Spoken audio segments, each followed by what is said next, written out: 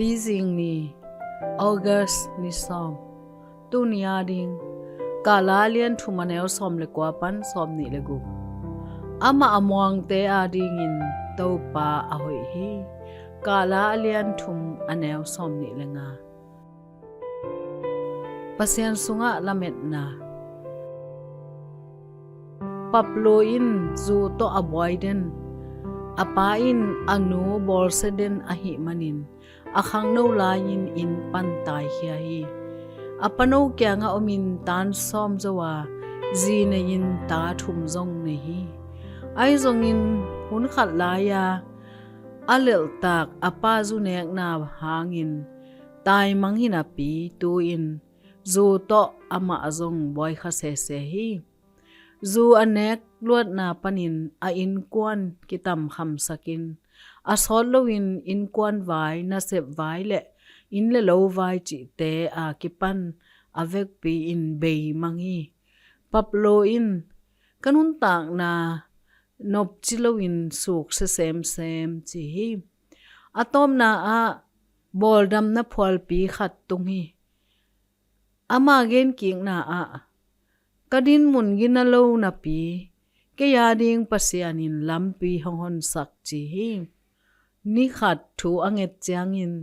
pian ngei zia hoina tung tonin pasian lon na nga hi asolo wina tanu neu penin to banga aki khel lam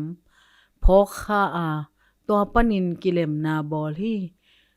tun paplu in atadang te mon na anga akek the na dingin ahan cham lai tak a hi kala sunga Jeremiah in pasian tai sanin Babylona sala akikai amite yimna hangin thomin taw hi yimna kathuang na tele in le lo nei lowin ka om na pen gu kha bang hi a to pen ton tungin lung kiat na a hi chi hi Israel tema to ki bangin paplu zong pasian to ki gamlang hi a hi zong Jeremiah bangin aman zong pasian sunga lamet na nga hi abei thelo to pa hongi na le a he pi na akizom pai suak hiya jing ni suak bangin thak suak ton tunga ni a hong so per mo ma to akibang a hi Pablo bangin Israel mi te zong ki thak patu hi pasian lama ki heileng lamet na inga hi lamet na zong ngeyam pasenin lamet na nei dingin hong koi chi zothiam kongit pasian